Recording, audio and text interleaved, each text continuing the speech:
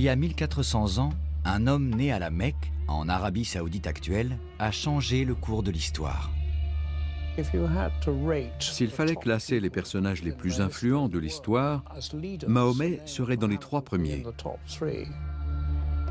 C'est un homme qui s'est donné pour mission d'éclairer le monde. Pour 1,5 milliard de musulmans, il est le dernier et le plus grand d'une longue lignée de prophètes qui ont apporté la parole divine à l'humanité. Ce n'était pas seulement un génie spirituel, il possédait également un immense talent politique. Après sa mort, la religion dont il a posé les fondations, l'islam, a donné naissance à une culture et à une civilisation qui ont essaimé dans le monde entier et inspiré les plus belles réalisations architecturales. Mais aujourd'hui, l'islam est au cœur d'un conflit qui déchire la planète. Et le nom de Mahomet est associé à des actes de terrorisme d'une violence inconcevable. Oussama Ben Laden et les terroristes djihadistes invoquent invariablement le Coran et l'exemple de Mahomet pour justifier leurs actes. Obedience to the one true God, Allah, and following the footsteps of the final prophet and messenger, Muhammad. On ne sait presque rien de Mahomet en dehors du monde islamique, alors que pour les musulmans, il est le modèle absolu. On connaît les moindres détails de sa vie. Alors qui était-il? Quel était son message? Et pourquoi son héritage divise-t-il tant de gens, musulmans ou non? Dans cette série inédite, je vais explorer le parcours complexe de sa vie. Les révélations reçues de Dieu lui-même, dit-on, ses nombreuses femmes, ses relations avec les Juifs d'Arabie, son utilisation de la guerre et de la paix, et les lois qu'il a édictées lorsqu'il a fondé son propre État. Je veux étudier son histoire et comprendre en quoi elle affecte encore le monde actuel, pour le meilleur ou pour le pire. Je veux découvrir le vrai Mahomet, le prophète de l'islam, que la paix soit sur lui.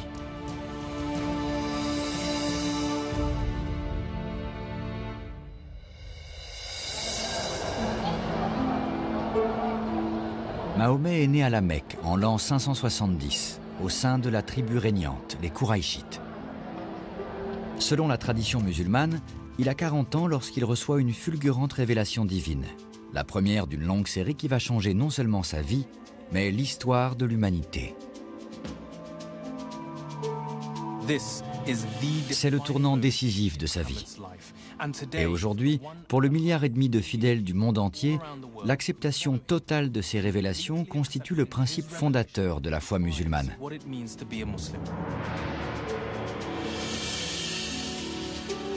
Les révélations de Mahomet vont devenir le texte sacré de l'islam, le Coran, littéralement la récitation.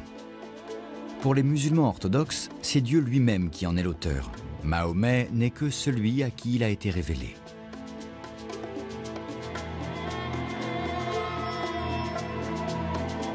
Lorsqu'il a commencé à prêcher, Mahomet s'est vite attiré un petit groupe de disciples. Mais à présent, les tribus qui dirigent la Mecque les persécutent à mort. La cité abrite la Kaaba, sanctuaire des nombreux dieux de la péninsule arabe. Or Mahomet, qui prêche l'existence d'un Dieu unique, risque de détruire son importance, ce qui mènerait la ville à la ruine économique et politique. En 620, Mahomet vient de perdre 2 de ses plus fidèles soutiens. Khadija, son épouse depuis 25 ans, et son protecteur, son oncle, Abu Talib. C'est à ce moment, l'un des plus douloureux de sa vie, qu'il connaît une deuxième expérience spirituelle bouleversante qui va transformer son existence. Selon la tradition musulmane, une nuit, alors qu'il s'est endormi près de la Kaaba, un voyage métaphysique le transporte à des centaines de kilomètres au nord, dans la ville sainte des chrétiens et des juifs. Jérusalem. Cette expérience va prendre le nom de voyage nocturne du prophète. Et Jérusalem va devenir un lieu saint aux yeux des musulmans, un lieu de dévotion et de pèlerinage, le 3e après la Mecque et Médine. C'est l'une des raisons qui en font l'un des enjeux du conflit au Moyen-Orient.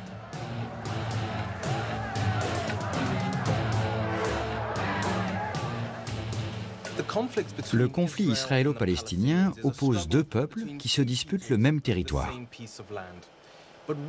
Mais pourquoi ce problème est-il devenu une cause aussi rassembleuse dans le monde musulman? Et comment se fait-il que l'appel à la libération de Jérusalem, située à 1300 km de la ville natale de Mahomet, soit devenu un cri de ralliement général?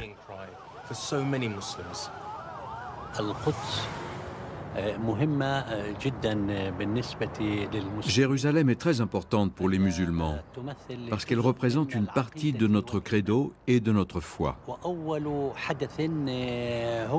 Le premier événement est le voyage nocturne et l'ascension, quand Dieu a élevé Mahomet de la Mecque à Jérusalem, puis l'a fait monter aux cieux.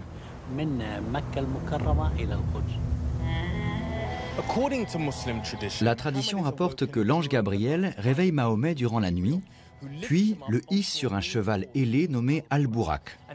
Celui-ci franchit le désert à une vitesse miraculeuse et le dépose à Jérusalem. Commence alors pour Mahomet l'une des expériences les plus fortes et les plus transcendantes de sa vie.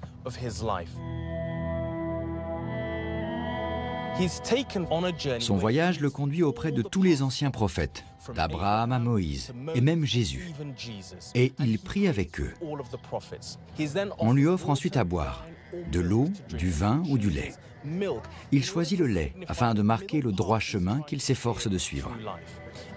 Puis, une échelle céleste apparaît. Mahomet entame alors une ascension mystique jusqu'au 7e ciel. Puis, un ange le conduit jusqu'au trône du Seigneur, où Allah en personne s'adresse à lui.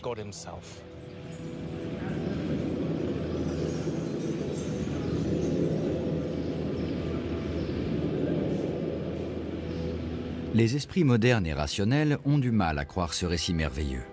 Mais pour les musulmans, c'est l'un des événements décisifs de la vie de Mahomet. Son interprétation, au sens littéral de voyage physique, ou comme expérience spirituelle, divise aussi bien les croyants que les non-croyants. C'est un miracle. Et le miracle fait partie de la foi.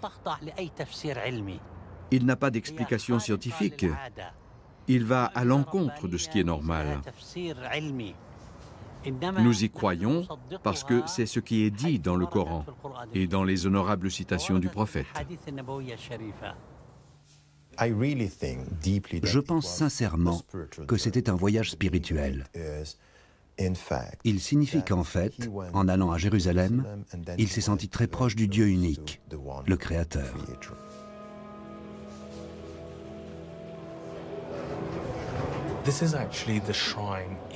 Voici le sanctuaire qui abrite le rocher de la fondation.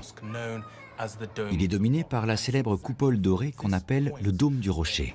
C'est à cet endroit exact que le voyage nocturne de Mahomet a commencé. Pour certains, c'était et c'est toujours un véritable voyage physique, au cours duquel le prophète a parcouru en un éclair les 1300 km qui séparent la Mecque de Jérusalem. Pour d'autres, c'est un périple symbolique, une expérience spirituelle au cours de laquelle l'âme du prophète pénètre dans une nouvelle dimension de la révélation divine.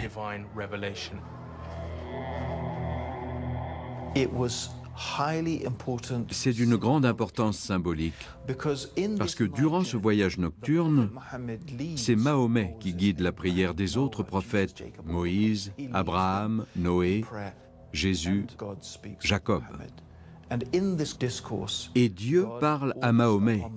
Il lui ordonne, à lui et à tous les musulmans, d'accomplir l'acte le plus important de la foi islamique, les 5 prières quotidiennes.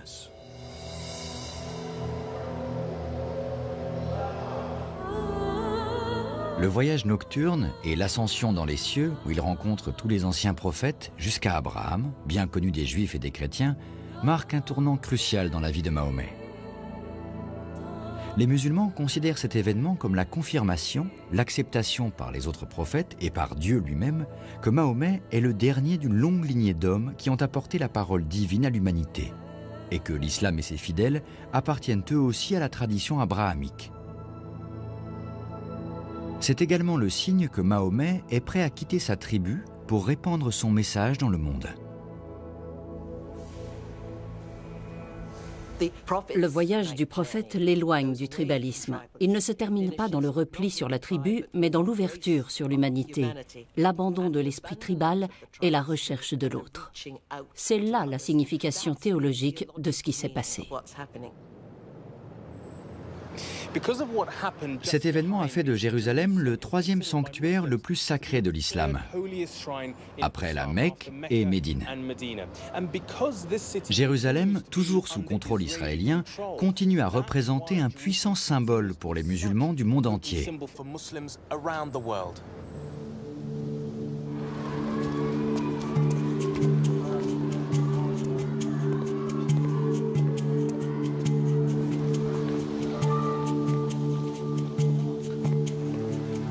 Le voyage nocturne de Mahomet constitue une étape décisive. C'est la fin d'une période de sa vie et le début d'une autre. Il entre dans une nouvelle phase de sa mission, dangereusement radicale, et il abandonne complètement la vie tribale. Il va renoncer à combattre les Kouraïchites à la Mecque et prendre un nouveau départ ailleurs.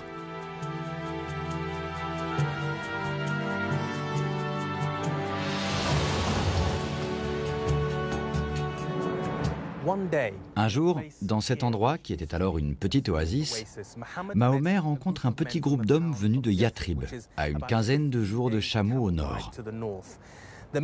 Ces derniers lui racontent la guerre et les querelles permanentes qui déchirent leur communauté. Après les avoir écoutés, Mahomet leur parle de sa mission, de l'unicité de Dieu, de l'importance de mener une vie vertueuse et des récompenses du paradis. Le plus étonnant, c'est que les hommes s'assoient et que l'excitation les gagne. C'est important parce que leur réaction diffère totalement de celle des Mécois. À la fin de la rencontre, les 6 habitants de Yathrib se convertissent à l'islam et acceptent de revoir Mahomet. À la Mecque, la situation du prophète est devenue si intenable qu'il se résout à l'impensable. Ses compagnons et lui vont abandonner leur ville natale pour Yathrib et un avenir incertain, dans un endroit où ils ne jouiront plus de la protection du clan. La communauté de Yathrib était constituée de plusieurs tribus, certaines païennes, comme les Hauts et les Khazraj, et d'autres étaient juives. Il y avait 3 grandes tribus juives. Ces différents clans s'affrontaient constamment sur la manière de diriger les affaires. Les luttes de pouvoir étaient incessantes, et ils ont décidé de se tourner vers un médiateur. Ils avaient entendu parler de Mahomet qui prêchait à la Mecque et dont la réputation grandissait dans cette partie de la péninsule. Et ils ont pensé qu'il pourrait peut-être arbitrer leurs différends, qu'il serait un intermédiaire neutre qui viendrait les aider à résoudre les problèmes de Yathrib. Mais il faut attendre l'année suivante pour qu'une seconde délégation, plus nombreuse, reprenne la route depuis Yathrib pour rencontrer à nouveau le prophète. Cette fois, la réunion se tient la nuit, en secret. Mahomet et la communauté de Yathrib, c'est l'impact. « Je suis de vous et vous êtes de moi », dit Mahomet. Il est important de noter que ce pacte est quelque chose de totalement nouveau, en rupture radicale avec la coutume, car il n'est pas basé sur des alliances claniques ou familiales, ni sur des allégeances tribales. Il se fonde sur des principes universels qui transcendent les liens de parenté.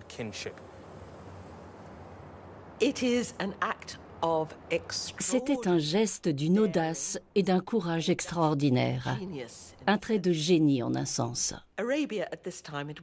C'était du jamais vu à l'époque.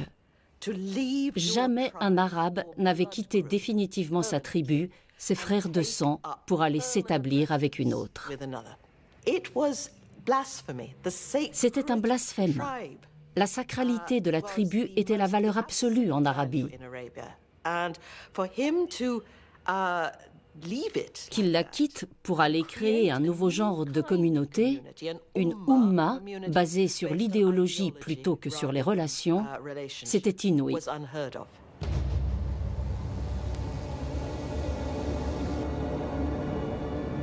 Si les projets de Mahomet parviennent aux oreilles des chefs de la Mecque, les conséquences pourraient être catastrophiques. Il doit donc faire sortir ses compagnons de la ville sans alerter les Kouraïchites. Au cours des mois suivants, Il en fait partir quelques-uns chaque nuit pour ne pas éveiller les soupçons, jusqu'à ce qu'il n'en reste qu'une poignée, dont son fidèle ami Abou Bakr, son cousin Ali et lui-même.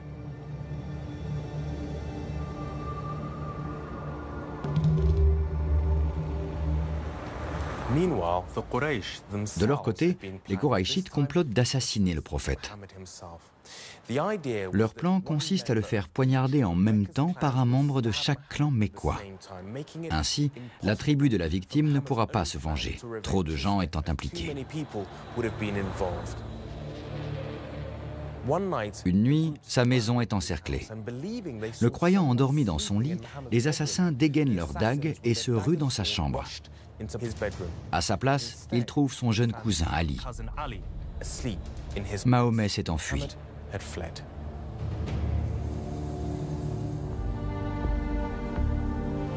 Accompagné d'Abou Bakr, il s'est glissé hors de la ville sans se faire remarquer et a pris la route de Yathrib, son nouveau foyer.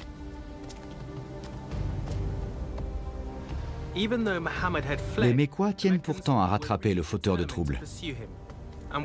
Quelques heures plus tard, ils sont sur ses talons. Ils le pourchassent dans les contreforts escarpés et pierreux du mont Tawar. Mais lorsqu'ils arrivent au sommet, Mahomet a disparu sans laisser de traces. Les poursuivants finissent par renoncer et redescendent jusqu'à la Mecque. Pendant ce temps, Mahomet et son compagnon Abou Bakr sont restés cachés dans une grotte en haut de la montagne. Une fois le danger passé, ils reprennent tout simplement la route de Yathrib.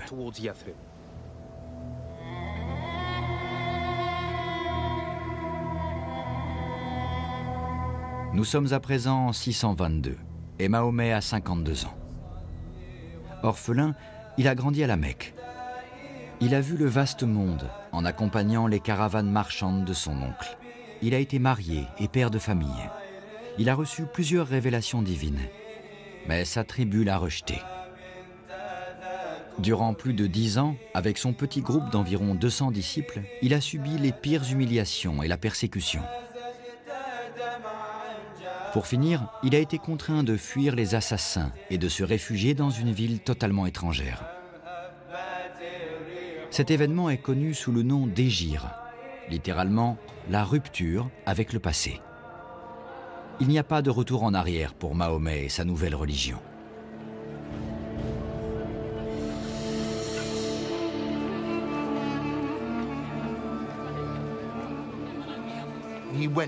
Il est parti pour prêcher, pas pour conquérir. C'est un juge qu'on a invité à venir, pas le prophète de Dieu, mais un prophète, un homme révéré dont la parole est écoutée. Il n'est pas arrivé avec une armée conquérante, mais en réfugié, en homme digne de respect. L'hégire est si importante dans la vie de Mahomet et l'histoire de l'islam que l'année où elle a eu lieu devient la première du calendrier islamique. Les grandes fêtes et célébrations religieuses sont toujours fixées suivant ce calendrier qui remonte au moment où Mahomet a quitté la Mecque en 622.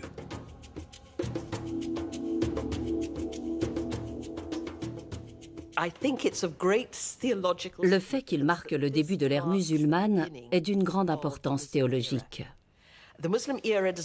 Au contraire de l'ère chrétienne, l'ère islamique ne commence pas à la naissance du prophète, mais à la date de l'hégire. La rupture avec l'esprit tribal est ainsi consommée. Yathrib ne ressemble en rien à la grande ville que Mahomet et ses compagnons viennent de quitter. C'est une vaste oasis, un chapelet de villages dominé par différentes tribus. Une situation qui mène inévitablement à des rivalités et des conflits violents. Plus tard, Yathrib changera de nom en l'honneur de Mahomet. Elle devient Madinat en-Nabi, la cité du prophète, Médine en abrégé. Ils sont arrivés les mains vides et ont dû s'intégrer immédiatement. Ces anciens riches marchands de la Mecque sont devenus de pauvres hères vêtus de haillons au sein d'une oasis très prospère, structurée autour de hiérarchies sociales établies.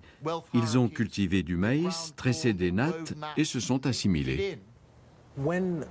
Quel genre d'endroit était Médine quand Mahomet s'y est installé? À l'époque, ce n'était pas une véritable ville. C'était plutôt une communauté de villages. Un regroupement de tribus. Oui, le prophète s'est établi au centre de Médine avec les Ansars, Les convertis. et les habitants. Mais il y avait des villages à Kouba, à Al-Qablatan, et il y avait des Juifs à l'est et au sud de Médine. Il y avait donc des tribus tout autour de l'oasis, et l'ensemble s'appelait Médine. Mahomet, enfin libre de ses actes, fonde sa mosquée. Celle-ci devient vite une sorte d'extension de sa maison.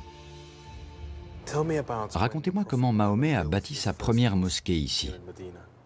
Il a trouvé un terrain au centre de Médine, où il a construit cette mosquée. Mais cette maquette est très différente de la mosquée actuelle, qui est l'une des plus vastes et des plus grandioses du monde. Celle-ci est très modeste. Oui, vous imaginez bien qu'à l'époque, il y a 14 siècles, le bâtiment était très simple. Il mesurait environ 55 mètres sur 35 et il ressemblait aux autres constructions de Médine. Les fondations et les murs étaient en boue et en pierre et des nattes de palmiers couvraient une partie de la mosquée, dont l'arrière était laissé à ciel ouvert. Voici ce qu'est devenue la petite mosquée. Aujourd'hui, c'est l'une des plus grandes du monde, capable d'accueillir jusqu'à 1,5 million de fidèles à la fois. Mahomet en fait une sorte de centre communautaire. Il y prêche, mais c'est également son bureau. Il y règle les différends, négocie et tient des débats publics. Chacun est libre d'entrer et de parler avec lui. Juifs, chrétiens, non-croyants et même esclaves. Et surtout, ses disciples et lui peuvent venir s'y recueillir dans une paix relative. Il se heurte cependant à un problème pratique. Il n'existe aucun moyen efficace de prévenir les fidèles de l'heure de la prière. La tradition rapporte qu'un jour, Mahomet réunit tout le monde dans la cour de la mosquée pour discuter de la manière d'appeler les croyants à la prière. Doivent-ils, comme les chrétiens, faire sonner des cloches? Ou souffler dans une corne de bélier, comme les juifs? Ou utiliser autre chose, comme des balises lumineuses? Après bien des discussions, il décide que seule la voix humaine est digne de proclamer la nouvelle religion.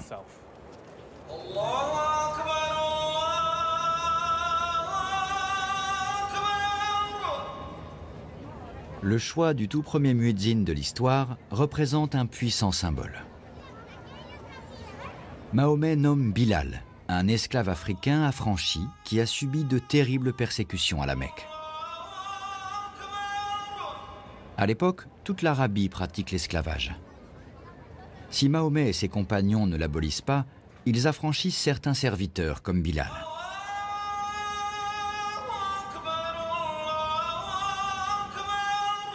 Tous les jours, Bilal grimpe sur le toit de la mosquée et appelle les fidèles à la prière à pleine voix.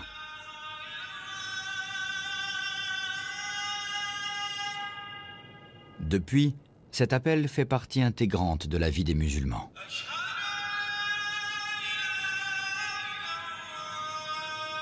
Les mots ont beau être les mêmes dans le monde entier, chaque appel possède une musicalité caractéristique du lieu.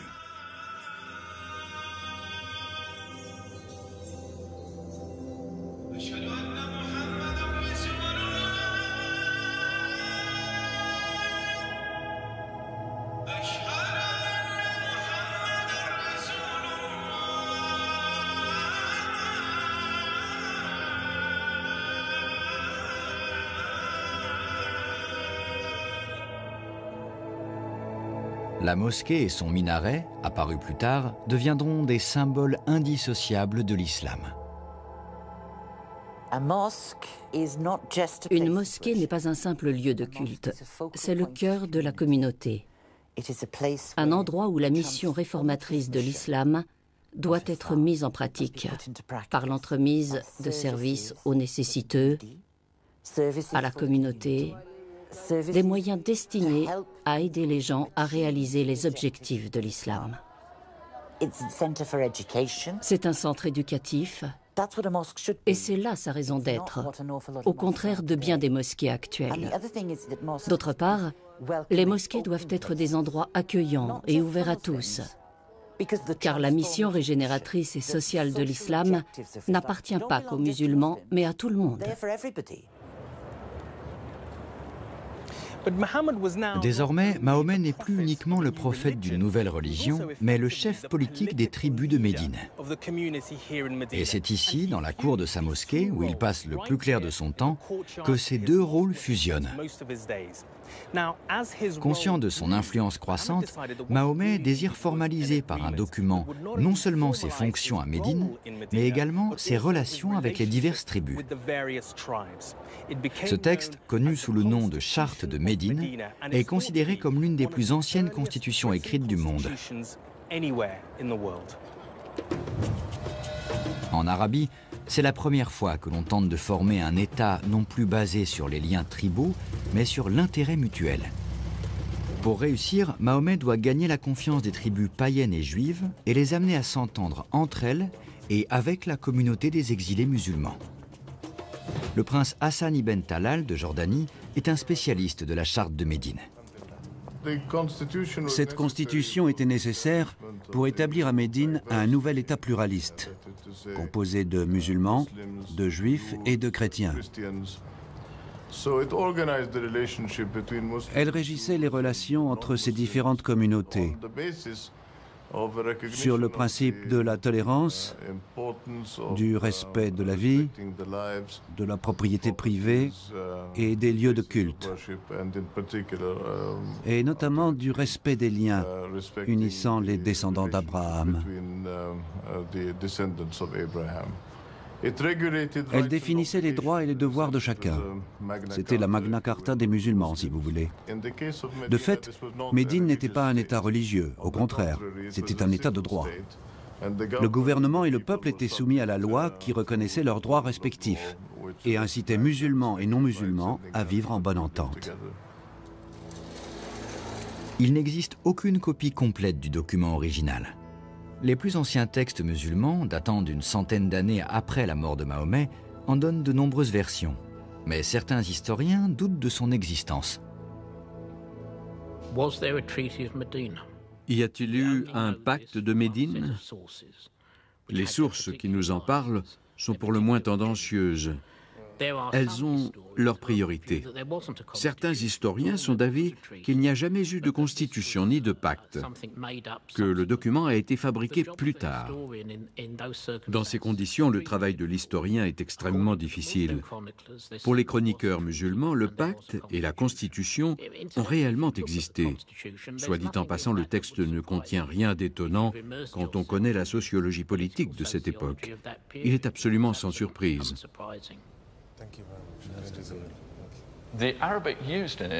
Il est rédigé dans un arabe très archaïque et j'ai toutes les raisons de croire que c'est un document original. Il traite essentiellement de choses pratiques,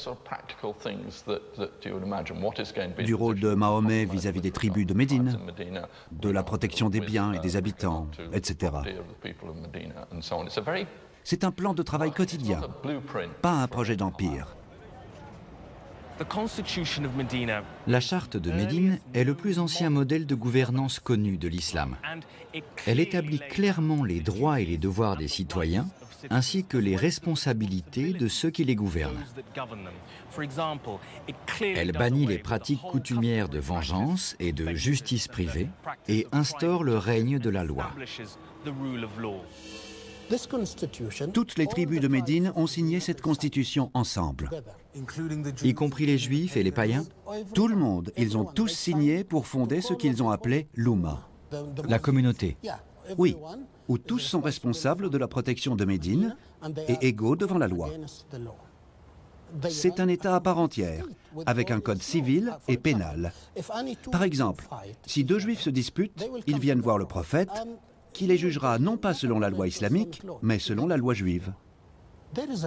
Il y a un tribunal et tous les ingrédients d'un État.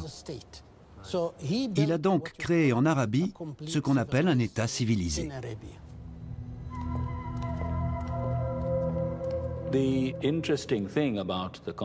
L'intérêt de la Charte de Médine, c'est qu'elle reconnaît que tous ces gens, Les Arabes païens, les musulmans, les Ansars, les exilés de la Mecque et les chrétiens font partie de la même Ummah, de la même nation. De nos jours, bien sûr, les musulmans utilisent souvent ce terme pour parler de la communauté musulmane. Mais ce n'était pas le cas dans la toute première constitution d'un État islamique. Alors quand des gens viennent m'expliquer qu'ils désirent créer un État islamique ici ou là, je leur demande s'il sera sur le modèle de Médine ou non. Et sinon, pourquoi ?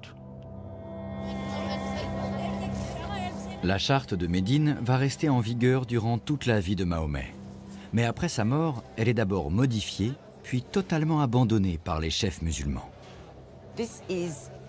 C'est l'un des pires problèmes du monde actuel. Pour moi, le plus important dans l'exemple du prophète et dans le message du Coran, c'est l'acceptation de la pluralité, la nécessité de comprendre qu'il existe plusieurs confessions, plusieurs voies, et que toutes sont capables de s'unir pour former une communauté, une Oumma soudée. Je pense que les musulmans marginalisent ce message. Ils ne parviennent pas à intégrer ce principe fondamental de la vie en société. Et ce faisant, ils renient les enseignements du prophète.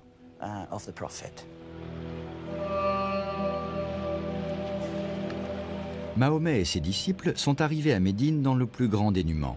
Et s'ils ont échappé aux persécutions quotidiennes qu'ils enduraient à la Mecque, leurs ennemis cherchent toujours à les détruire. En Arabie tribale, la vengeance constitue un mobile supérieur.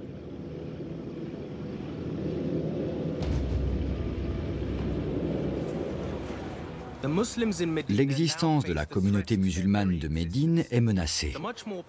Après avoir chassé Mahomet et arraché à ses fidèles leurs biens et leurs moyens de subsistance, les puissants Mécois n'ont pas renoncé à les éliminer.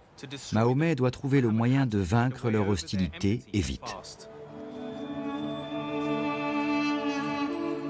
Selon la tradition, il reçoit alors une série de révélations lui ordonnant de prendre les armes contre eux.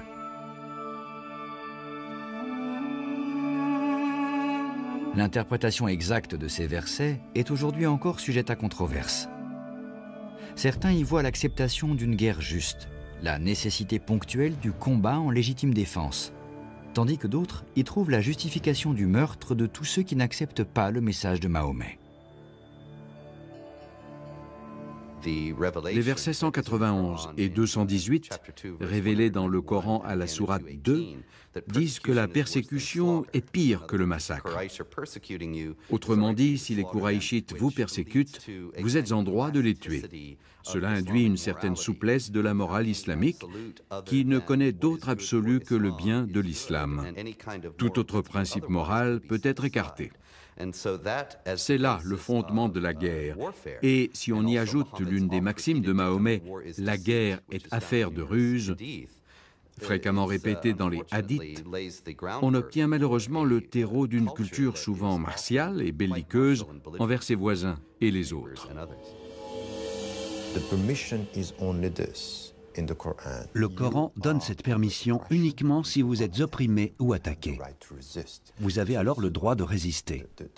C'est pourquoi le droit islamique classique autorise ce qu'on appelle le djihad défensif. Cela signifie qu'on peut résister à l'oppression au nom du bon droit. Par conséquent, certains groupes musulmans, et tous ceux qui utilisent ces versets pour justifier le meurtre, pour se donner carte blanche pour la guerre, ont tort. Ce n'est pas ce que disent ces versets. Ils disent « on vous attaque, vous avez le droit de résister, parce qu'en fin de compte, c'est une question de vie ou de mort ».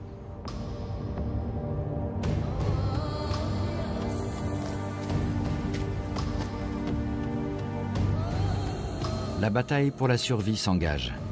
Ces révélations légitiment les razzias contre les Kouraïchites, et Mahomet et les siens les frappent dans ce qu'ils ont de plus cher, leur commerce caravanier avec le monde extérieur. Au cours du mois de mars 624, le prophète entend parler d'une immense caravane kouraïchite rentrant de la Syrie vers la Mecque. Il décide de la capturer dans le désert. De leur côté, les Kouraïchites se doutent de ses intentions et détournent la caravane de Médine. À la place, ils envoient une armée pour intercepter les musulmans. Les deux camps s'affrontent dans un endroit isolé, un trou d'eau nommé Badr. Le groupe de la Mecque et celui de Mahomet, venu de Médine, se font face au puits de Badr. L'affrontement ne dure que quelques heures, avec d'un côté moins de 1000 combattants, sans doute 300 ou 400 personnes dans le camp de Mahomet, et peut-être 900 chez les Mécois. On nous a toujours dit que les Mécois étaient plus nombreux que les musulmans, mais il n'y a aucun moyen de savoir si c'est une vérité historique. Dans un certain sens, cette bataille entre le prophète en exil et les Mécois était une bataille idéologique. On pense, mais on ne peut pas l'affirmer, on soupçonne que si les Mécois avaient gagné, ils auraient exterminé les musulmans, qu'ils considéraient comme des hérétiques, car ils représentaient une menace trop pressante. Les Mécois sont vaincus et Médine respire. Le premier round de la lutte pour le pouvoir entre la Mecque et Médine revient à Mahomet. Selon les critères modernes, c'était à peine une bataille, plutôt une escarmouche. Mais elle a une immense signification. Pour la première fois, Mahomet et les siens sont partis en guerre au nom de Dieu, et ils se réjouissent de leur extraordinaire victoire. La réputation du prophète grandit encore dans toute l'Arabie. De leur côté, les Koraïchites, couverts de honte, ne peuvent oublier ni pardonner. L'humiliation devra être vengée. À Médine, où il était arrivé récemment, le prestige de Mahomet a atteint des sommets, d'autant plus qu'il utilisait le butin confisqué pour récompenser ses fidèles. Le fait de distribuer des cadeaux a énormément conforté sa position.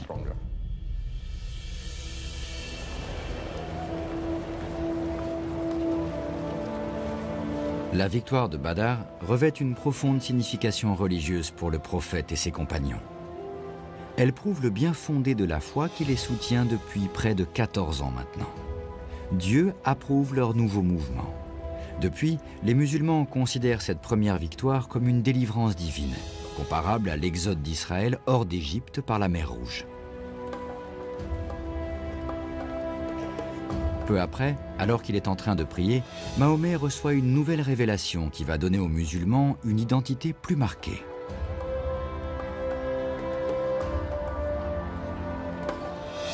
Il lui est ordonné de changer la direction dans laquelle se tournent les fidèles pour prier, la Qibla. Au début, Mahomet et ses fidèles, comme les Juifs et les chrétiens, prient tournés vers Jérusalem. C'est ainsi que la Qibla de cette mosquée fait face à Jérusalem, au nord. Mais selon la tradition, Mahomet fait pivoter toute la congrégation pour la faire prier dans cette direction, vers la Qibla indiquant la Mecque. Voilà pourquoi cette mosquée s'appelle la mosquée des deux Qiblas. Ce changement apparemment mineur marque en réalité l'émergence d'une identité et d'une fierté nouvelle, celle des musulmans qui se différencient des juifs et des chrétiens par leur manière de prier. Cela signifie également aujourd'hui que tous les musulmans, où qu'ils se trouvent dans le monde, se tournent 5 fois par jour dans la même direction, vers la Mecque.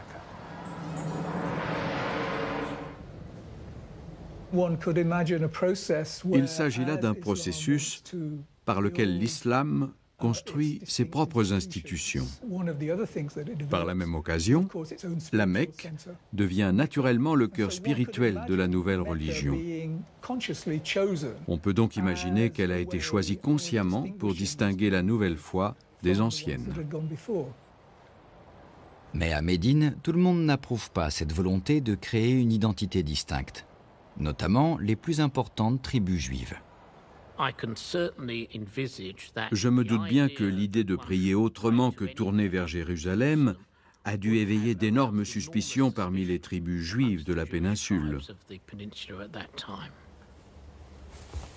Pour les membres de ces tribus, ce changement est un geste de défi, symbolique de la détérioration de leur relation avec Mahomet. À l'époque, comme aujourd'hui, il y avait un aspect religieux et un aspect économique qui rendaient les rapports entre les deux très difficiles. Les tribus juives ne pouvaient pas accepter Mahomet comme l'envoyé de Dieu. C'était contraire à leurs textes sacrés et à leurs traditions. C'était donc un problème fondamental. D'autre part, le contrôle du commerce et des ressources, c'est-à-dire le marché de l'argent, des objets en métal et autres, donnait lieu à d'âpres luttes. Les émigrés de la Mecque avaient bien l'intention de dominer l'économie locale.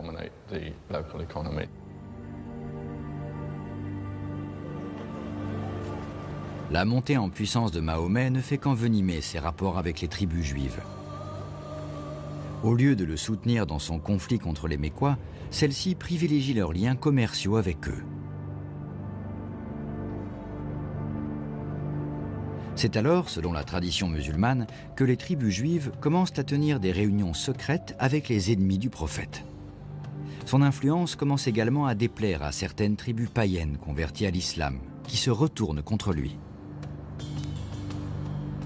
À présent, Mahomet se trouve menacé sur deux fronts, à l'intérieur et à l'extérieur de ses rangs.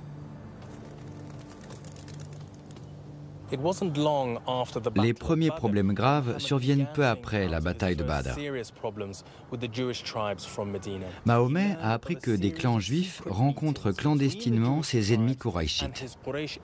Il craint qu'en cas d'attaque, les juifs ne se rangent du côté des Mécois pour les aider à écraser les musulmans.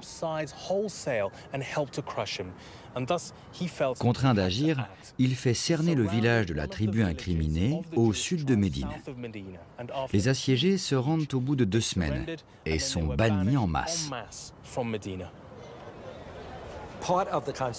La charte de Médine stipulait que les membres de différentes tribus et confessions pouvaient vivre ensemble. Les Juifs jouissaient de droits, ils avaient un rôle économique dans la société, ainsi que la liberté de culte. En contrepartie, ils devaient loyauté à l'État. Or, à un moment donné, certains d'entre eux, pas tous, mais certains clans, ont commis une trahison aux yeux des musulmans en s'alignant avec l'ennemi. Ils sont devenus une menace pour la communauté médinoise. La nature exacte de ses relations avec les tribus juives constitue un aspect controversé de la vie de Mahomet. La plupart des érudits musulmans considèrent la charte de Médine comme un traité officiel que les Juifs ont rompu en s'abouchant avec les ennemis du prophète. D'autres contestent cette interprétation. Vous dites qu'il y a des controverses ou des divergences d'opinion sur la charte de Médine. Expliquez-moi. Je ne crois pas que les historiens puissent régler cette question. Il n'existe là-dessus aucune source juive contemporaine indépendante et fiable. On peut donc être d'avis qu'un traité a été signé et rompu, ou bien que ce traité est une invention des chroniqueurs musulmans pour justifier les événements a posteriori. Il y a l'ébauche d'une véritable réelle politique dans l'expulsion de ces tribus très riches qui ont pris le parti de trahir. Le prophète est arrivé avec toute une troupe de réfugiés miséreux. Or, la première tribu juive qui a rompu le pacte pour négocier possédait de vastes biens, des vallées entières. Il l'avait fait venir comme chef pour régler les conflits. À l'époque, la mort est un châtiment couramment pratiqué pour la trahison. Le fait que Mahomet se contente de bannir la tribu de Médine laisse penser qu'il espérait encore une réconciliation avec les autres. Néanmoins, les relations entre les deux camps demeurent tendues et un autre événement va précipiter les choses. 1 an presque exactement après la bataille de Badr, les Koraïchites veulent prendre leur revanche. Ils reviennent devant Médine avec une armée 3 fois plus nombreuse que celle de Mahomet. Ce n'est plus une querelle tribale, mais une guerre d'extermination. Là encore, Mahomet décide d'affronter les forces mécoises à l'extérieur de l'oasis, ici, au mont Uhud. Mais il dispose d'une armée très réduite. D'une part, les Juifs ne livrent pas bataille, car c'est le Shabbat, et d'autre part, l'un de ses commandants a déserté avec 300 soldats. De leur côté, les Mécois brûlent de se venger. Cette fois, l'issue de la bataille n'est pas décisive. elle s'achève dans l'impasse.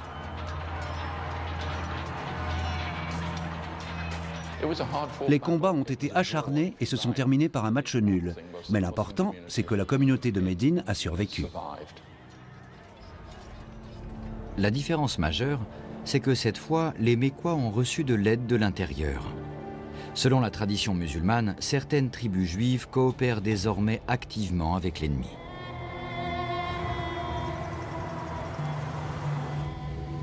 Le troisième et dernier affrontement se déroule en 627, 5 ans après l'installation de Mahomet à Médine.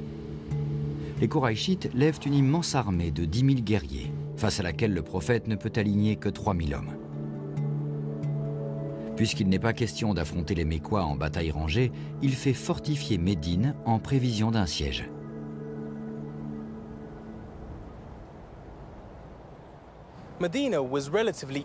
Médine est relativement facile à défendre parce qu'elle est entourée de collines volcaniques.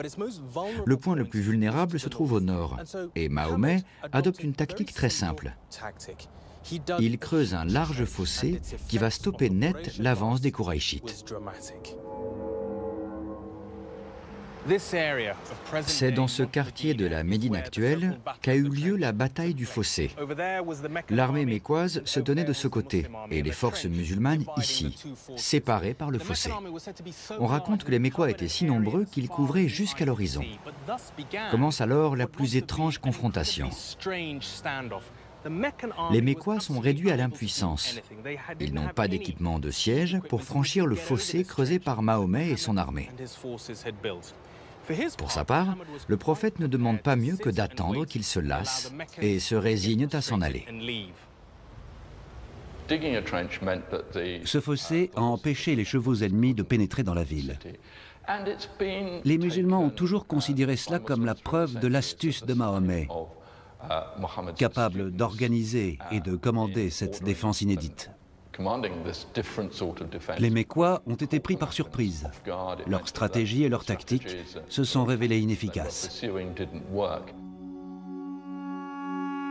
Au bout de 2 semaines, les provisions des assiégeants commencent à s'épuiser.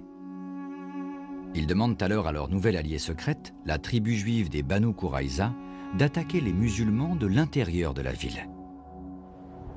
Alors que jusque-là, les Juifs avaient simplement commercé avec les ennemis de Mahomet ou refusé de combattre pour le soutenir, ils s'apprêtent à prendre les armes contre lui. Les Kouraïza se trouvaient dans Médine, avec Mahomet et les musulmans, avec qui ils avaient signé un pacte. Mais après avoir vu ce qui était arrivé aux 2 autres tribus juives, les Nadir et les Kaïnouka, il est compréhensible qu'ils aient contacté les Kouraïchites pour s'allier avec eux contre Mahomet. Les érudits musulmans affirment que les Banu Quraïza ont trahi en négociant avec les Kouraïchites et en se préparant à attaquer les musulmans, bien qu'ils n'aient pas eu le temps de passer à l'action avant le retrait de la coalition mécoise. D'après moi, les Banu Quraïza se sont probablement alliés avec les Kouraïchites. Ça aurait été tout à fait naturel. Les Juifs cherchent toujours des alliés. Dans la diaspora, l'un des piliers de la politique juive a toujours été de nouer des relations d'amitié, partout, et avec le plus de monde possible. Par conséquent, ça aurait été tout à fait naturel de leur part. Si leur complot avait réussi, les Kouraïchites seraient entrés dans Médine et auraient massacré Mahomet et tous ses fidèles. Sa tentative d'instaurer une nouvelle religion aurait été brisée dans l'œuf. Sa réaction à cette dernière trahison va le pousser à l'acte le plus controversé de toute sa vie. Il ordonne à ses troupes de cerner le village. Les Juifs résistent durant 25 jours avant de se rendre. Le prophète fait face à un dilemme. S'il les laisse partir librement, rien ne les empêchera de rejoindre les Kouraïchites à la Mecque pour les aider à l'écraser. Plutôt que de prendre la décision lui-même, il accepte qu'un arbitre indépendant soit nommé. Les chefs de la tribu juive pourront choisir un juge respecté pour prononcer le verdict. À sa 3e rencontre avec eux, il leur a demandé s'ils acceptaient d'être jugés par un tiers. Puis, il a fait venir Saad ibn Mu'adh pour décider de leur sort. Celui-ci a conclu que les hommes devaient être tués. Mais avant, le prophète avait dit qu'il ne s'en mêlerait pas personnellement. Nous devons reconnaître deux choses. Premièrement, des hommes ont bien été tués. Et deuxièmement, n'oublions pas qu'il les avait épargnés 2 fois auparavant. Cette fois, la coupe était pleine et il a dit « Vous continuez à nous attaquer alors que nous vous avons sauvé la vie. Vous êtes des traîtres. » C'est le premier holocauste de Juifs. Comment un prophète peut-il ordonner de massacrer 800 hommes, même s'ils ont essayé de le tuer? Il aurait pu les bannir ou les installer ailleurs. Cela n'avait rien à voir avec le fait qu'ils étaient juifs. Ça aurait pu être une tribu chrétienne ou n'importe quelle autre. Ce n'était pas un holocauste. Les juifs n'étaient pas visés à cause de leur religion.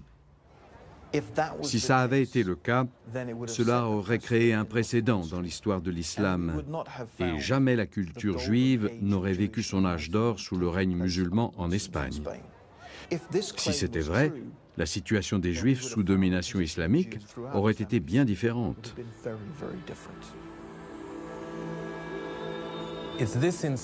Plus que tout autre, c'est cet incident qui a conduit de nombreux critiques à taxer Mahomet de tyran assoiffé de sang, prêt à user de tous les moyens pour asseoir son pouvoir.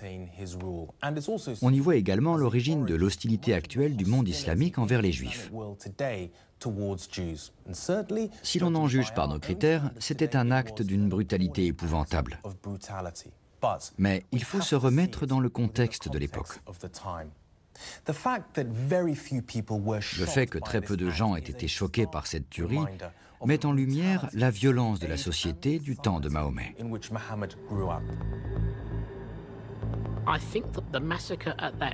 Je pense que ce massacre a eu un impact sur la perception du monde juif par l'islam.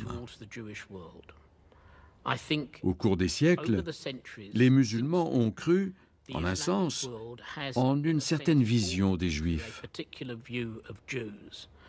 Ceci dit, d'autres facteurs ont influencé leur attitude envers eux.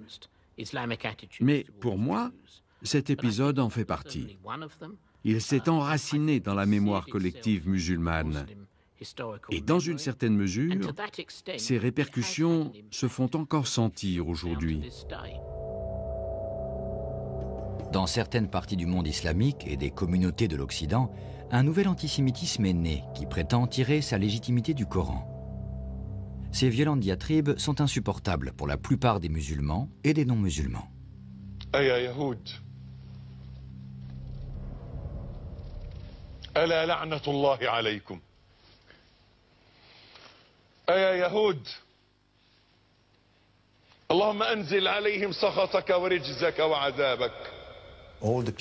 Ceux qui utilisent certains événements historiques pour prendre position contre les Juifs, pour la seule raison qu'ils sont Juifs, ne respectent pas la tradition islamique. C'est inacceptable, c'est du racisme, c'est de l'antisémitisme et c'est contre notre religion. On ne peut pas dire en même temps « Umm al-Kitab », ce sont les gens du livre, ils suivent la tradition monothéiste, et lancer des imprécations racistes contre eux. Quand le prophète est arrivé à Médine, et c'est très important pour nous, quand il a fondé la société islamique et édicté ses lois, il a parlé d'une Umma Islamiyya, d'une communauté, et il a dit « Ummin al-Madina », ils appartiennent à notre Umma. Qui? Les Juifs et les chrétiens. Alors, comment se fait-il qu'il ait dit ça et que nous entendions aujourd'hui ces déclarations totalement inacceptables du point de vue de l'islam? C'est confondre les actes d'un État ou d'un gouvernement, comme ce qui se passe au Moyen-Orient, avec ce que sont les Juifs. Les Juifs sont nos frères et nos sœurs dans la foi et l'humanité. Le sort des tribus juives de Médine hante encore nos mémoires. Mais à l'époque, Mahomet était le chef d'un formidable mouvement qui gagnait en puissance dans la péninsule arabique. Est-ce là pourtant son seul héritage? À l'aube de la soixantaine, il a subi les pires persécutions pendant la majeure partie de sa vie. Il a été expulsé de sa ville natale et s'est débattu dans des conflits meurtriers et quasi permanents. À présent, la lutte pour la suprématie avec les Mécois doit trouver une issue. Mahomet va-t-il la conclure dans une violence accrue ou offrir un avenir plus serein à ses fidèles? Bref, laissera-t-il le souvenir d'un chef et d'un guerrier partis à la conquête de l'Arabie ou d'un prophète dont le message s'adresse au monde entier? Dans le dernier épisode, Mahomet sort vainqueur de son ultime affrontement avec ses ennemis, mais pacifiquement. Et il trace la route de l'avenir dans son sermon d'adieu à la Mecque. Le dernier sermon de Mahomet pose les bases de la société musulmane moderne. Il souligne nos erreurs et les buts que nous devons nous fixer. Il résume la mission réformatrice qu'a été la vie du prophète.